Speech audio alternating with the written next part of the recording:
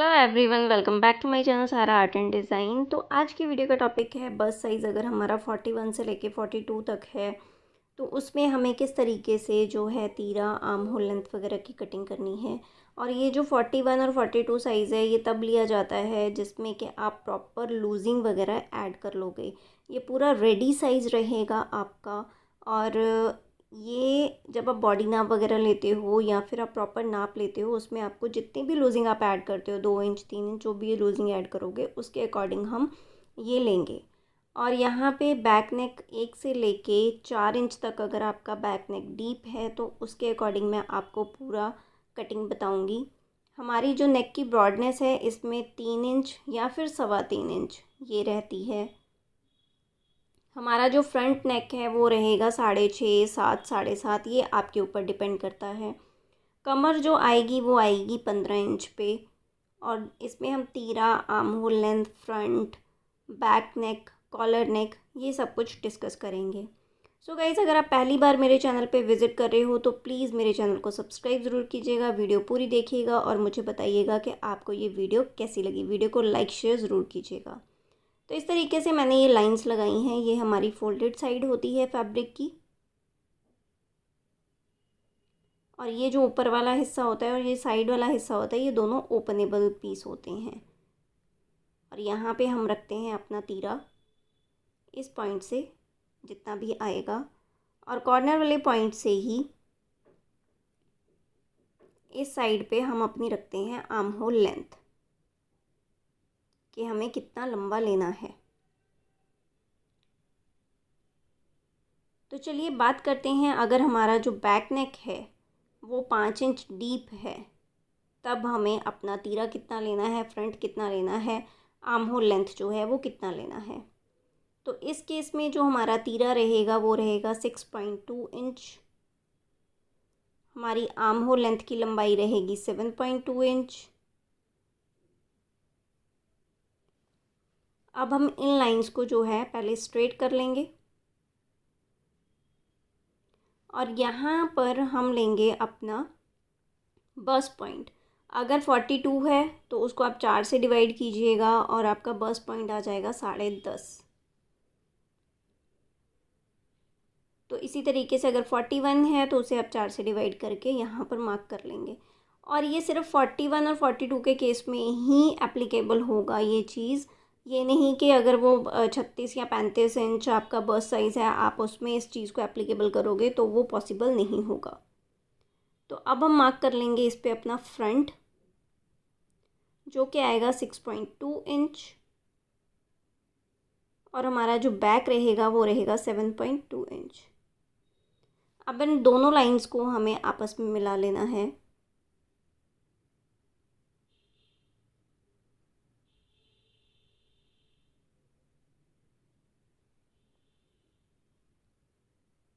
ये हमारी फ्रंट की लाइन है और ये है हमारी बैक की लाइन। फ्रंट बैक हमारा यहाँ पर कंप्लीट हो जाता है और यहाँ पर जो नेक ब्रॉडनेस है वो आप अपने अकॉर्डिंग रखोगे। और यहाँ से हम दे देते हैं आधा इंच जो है वो शोल्डर ड्रॉप। और यहाँ पे हम मार्क कर लेंगे अपना फ्रंट और बैक का कर्व। मैं ऑलरेडी बता चुकी हूँ कि इसमें जो गैप रहता है वो 1 इंच का आता है, तो उसके अकॉर्डिंग हमें कर्व देना होता है। तो ये तो बात हो गई हमारे 5 इंच अगर हमारा नेक है डीप बैक नेक। फ्रंट नेक से हमें इससे कोई लेना देना नहीं होता। अगर हमारा बैक नेक जो है 5 इंच डीप है तो उसके अकॉर्डिंग हमें ये सारी चीज़ें रखनी है। अब हम बात कर लेंगे कि अगर हमारा जो बैक नेक है वो 6 से 7 इंच डीप है तब हमें क्या करना है। अगर बैक नेक 6 से 7 इंच है तो उसमें हमारा तीरा यहाँ पर चेंज हो जाएगा।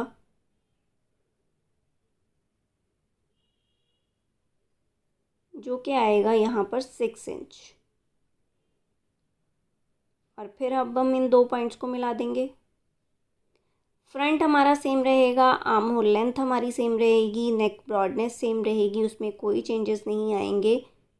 और चेंज हमारा इस तरीके से हो जाएगा।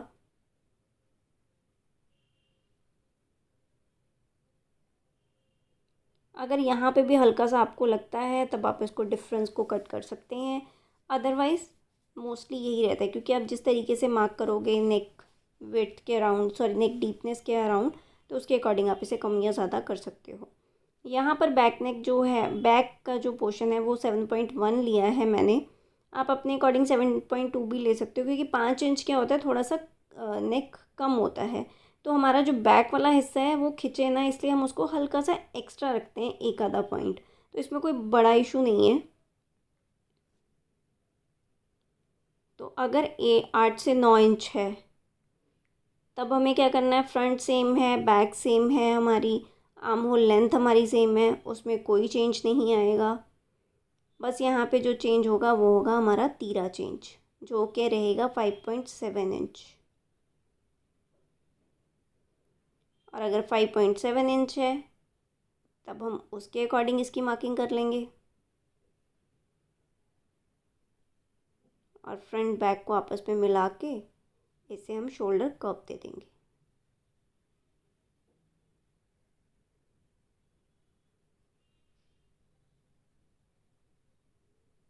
तो ये हो गया, front same, arm hole length same, back same, neck width same, सिर्फ हमारा तीरा चेंज हो रहा है जो कि आएगा 5.7। और अगर हमारा बैक नेक 10 से 11 इंच है, तो इसमें थोड़ा चेंज रहता है 10 से 11 इंच वाले में। रीज़न बीइंग क्योंकि जो तीरा है वो काफ़ी कम हो जाता है और हमारा आर्म होल लेंथ में भी थोड़ा सा चेंज आ जाता है, क्योंकि बैक नेक जो है वो काफ़ी डीप चला जाता है। अगर बैक नेक डीप जाएगा तब आप जब शर्ट को पहनते हो तो वो ऑटोमेटिकली ज़्यादा खुलती है पीछे से, जिसकी वजह से जो है हमारे शोल्डर गिरते हैं, अगर आप तीरा सही से नहीं कट करोगे तो। और अगर वो कम होती है तो हमारा आर्म होल लेंथ जो है वो थोड़ा बढ़ जाता है, उसकी वजह से हम अपना आर्म होल लेंथ जो है वो कम रखते हैं यहाँ पर थोड़ा सा। तो तीरा है इसमें 7.1, सॉरी तीरा है इसमें 5.5। आर्म होल लेंथ हमारा यहाँ पर आ जाएगा 7 इंच, जो कि हमने पहले 7.2 इंच रखा था। तो जो 0.2 है उसको हम निकाल देंगे, हल्के से मार्जिन से भी बहुत बहुत फ़र्क पड़ता है कटिंग में। तो अंदाज़न कभी कटिंग मत कीजिएगा, कभी भी आप कटिंग कर रहे हो तो एक प्रॉपर तरीके से लेके उसको कट कीजिएगा।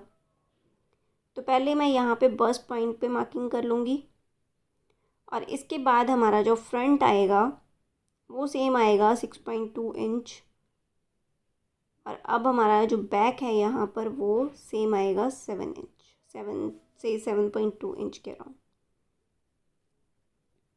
तो आप अपने अकॉर्डिंग उसको थोड़ा सा कम या ज़्यादा, अगर कहीं आपको लगता है कि इसमें कोई इशू हो रहा है या फिर आपकी एक बार में फिटिंग सही नहीं आई है, तब आप उसके आर्म होल को थोड़ा सा छांट सकते हो, या फिर आप अपना तीरा अपने अकॉर्डिंग थोड़ा सा कम ज़्यादा कर सकते हो। ये 99% केसेस में ये सही बैठता है, बट कई बार कुछ प्रॉब्लम्स आती हैं तो उसको हमें सॉर्ट आउट करना पड़ता है। तो ये है 6.2 इंच, जो कि हमारा फ्रंट हिस्सा हो जाता है, और ये हो जाता है हमारा बैक हिस्सा जो कि 7.2 इंच है। तो यहाँ पर सेम चीज़ है, आर्म होल लेंथ कम हुआ है और हमारा तीरा कम हुआ है। आर्म होल लेंथ कम होगा तब हमारा जो शोल्डर है वो नॉर्मल आएगा, अदरवाइज़ शोल्डर बढ़ जाएगा तब हमारा गला फिर से गिरेगा। तो इन सब चीज़ों का अगर आप ध्यान रख के चलते हो तब आपके गले में कभी भी कोई दिक्कत, परेशानी या फिर प्रॉब्लम नहीं आएगी। तो अब हम बात कर लेते हैं यहाँ पे, अगर हमारा बैक नेक जो है 1 से 4 इंच है और अगर हमारा बोट नेक है तो उस केस में हमें किस तरीके से लेना है। तो उस केस में हमारा जो तीरा है 7.7 आ जाएगा, आर्म होल लेंथ भी हमारी 7.7 होगी, फ्रंट हमारा 6.2 होगा और बैक हमारी 7.5 इंच होगी। और इस केस में अगर आपका बैक नेक 1 से 4 इंच है तब आपको कुछ नहीं करना है, फ्रंट आपका जो भी रहे, ब्रॉडनेस हमें 3 इंच लेनी है और इसके अकॉर्डिंग हमें अपना नेक मार्क करना है और नॉर्मल तरीके से अपनी शर्ट की कटिंग कर लेनी है इसी मार्किंग के अकॉर्डिंग। और अगर आपका ये बोट नेक होगा तो बोट नेक में भी आर्म होल, तीरा, फ्रंट, बैक सब सेम रहेगा, बस आपकी जो ब्रॉडनेस है वो ज़्यादा हो जाएगी 4.7 से लेके, और इसकी डीपनेस 3.5 इंच, और ब्रॉडनेस आप 4 इंच भी रख सकते हो, 3.5 इंच भी रख सकते हो, उसके अकॉर्डिंग है। और ब्रॉडनेस 4.7 4.5 के अराउंड भी रह सकती है आपकी। तो उसके अकॉर्डिंग हम इसको मार्क करेंगे और अपना नेक की मार्किंग कर लेंगे। ये तो हो गया हमारे बोट नेक के केस में। और यहाँ पे हमें शोल्डर स्लोप जो नॉर्मली हम देते हैं उस तरीके से देना है। और अगर आपका यहाँ पर कॉलर नेक है, इस बोट नेक में अगर आप बिना 1 इंच फालतू बढ़ाए कॉलर भी बना सकते हो अपना। तो अगर हम बैक जो है 1 इंच एक्स्ट्रा रखते हैं तब हमारा कॉलर शेप बहुत ही परफेक्ट आता है। बट मार्किंग जो है हमें इसी पॉइंट से करनी है, सिर्फ हमें बैक का जो पोर्शन है वो 1 इंच एक्स्ट्रा रखना है। और यहाँ से अपनी ब्रॉडनेस के अकॉर्डिंग जो है हमें वो शेप सेंटर स्लोप दे देना है। तो यहाँ पर जो स्लोप देंगे, ब्रॉडनेस मेनली हमारी यहाँ पर वही 3 इंच के अराउंड आएगी और डीपनेस जो है वो रहेगी हमारी 3, 3.5 या 4, आप कुछ भी रख सकते हो। तो ये है हमारे कॉलर नेक का तरीका। होप्स हो कि आपको ये चीज़ समझ में आ गई होगी। बोट नेक और कॉलर नेक में ज़्यादा डिफरेंस नहीं होता है तीरे वगैरह में, तो ये मैं अपनी हर वीडियो में आपको बताती हूँ।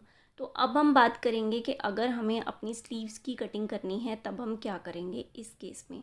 तो ये मान लीजिए हमारा फोल्डेड जो है फैब्रिक है, ये हमारा मार्जिनल पोर्शन है जो 1 से 1.5 इंच रखते हैं। यहाँ तक की मार्किंग जो है वो 3.5 इंच है। और 3.5 इंच के बाद अगर आप यहाँ पे 42 के हिसाब से लेते हो तब हमें करना है 42 डिवाइडेड बाई 5 इक्वल्स टू 8.4। तो मैं यहाँ पे 8.5 ले लूँगी क्योंकि एक आधा पॉइंट ऊपर नीचे चलता है। और उसके बाद हम अपनी नॉर्मल स्लीव्स की मार्किंग कर लेंगे। एक हिस्सा तो आपका ये हो गया जो कि हमारी जनरली कटिंग है, अगर ये 17 इंच हमारा शोल्डर आता है तो उस केस में। बट इन केस अगर आपका बनाने के बाद भी जो है मोटा टाइट रहता है या खिंचता है, गला खिंचता है, नीचे होता है, तब हम क्या करेंगे, तब हमें बाइसेप राउंड लेना है, उसमें 3 इंच ऐड करना है। तो वो हो जाएगा हमारा 18 इंच। मान लीजिए अगर आपका बाइसेप राउंड 15 इंच आता है तो उसको हमें डिवाइड करना है 2 से, वो आ जाएगा 9। तो देखिए आधा इंच का डिफरेंस पड़ गया। ये जो आधा इंच का डिफरेंस है यही आपका सीवियर है। दैट मीन्स कि अगर आप इस आधा इंच के डिफरेंस को मान लेते हैं, नाप लेते हैं, तब आपको आपका जो स्लीव है कट करने के बाद बहुत ही परफेक्ट आएगी, शोल्डर नहीं गिरेंगे, आपका जो बाइसेप्स है वो परफेक्टली आएगा, बाजू किसी को टाइट नहीं होगी। तो ये देखिए जैसे ये शोल्डर होता है, यहाँ से हमें जो बिल्कुल बगल वाला हिस्सा है वहाँ से नापना है। अगर ये टाइट है तो आपकी बाजू ऊपर ही नहीं चढ़ेगी, बाजू ऊपर नहीं चढ़ेगी तो गला जो है नीचे को गिरेगा ही गिरेगा। तो इस चीज़ को सॉर्ट आउट करने के लिए हम ये 2 तरीके से स्लीव रखते हैं।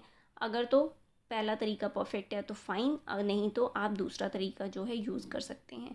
सो मोस्टली इन केसेस में जो हैवी साइजेस होते हैं इसमें आप बाइसेप राउंड ज़रूर नापिएगा। उसको आपको उस चीज़ में बहुत अच्छी हेल्प मिलेगी अगर आप इस चीज़ को नाप के चलते हो। तो होप्स हो कि आपको ये वीडियो पसंद आई होगी, अच्छी लगी होगी। अगर वीडियो पसंद आई है, अच्छी लगी है तो प्लीज़ लाइक शेयर ज़रूर कीजिएगा। ज़्यादा से ज़्यादा वीडियो को शेयर कीजिएगा और लाइक कीजिएगा ताकि और लोगों तक ये वीडियो पहुंच सके और आपको ये समझ में आ सके। तो होप्स हो कि वीडियो आपको पसंद आई है। और अगर आपका ये 18 इंच आता है तब आप जो अंडर बस्ट पॉइंट हमारा आता है, अपर बस्ट आता है, आप उसको जो है वो 10.7 इंच भी रख सकते हो वहाँ पर। और नेक्स्ट साइज़ रहेगा हमारा 43 to 44। होप्स हो कि आपको वीडियो पसंद आई है। तो चलिए जी, मिलते हैं अगली वीडियो में। Till then take care, bye bye.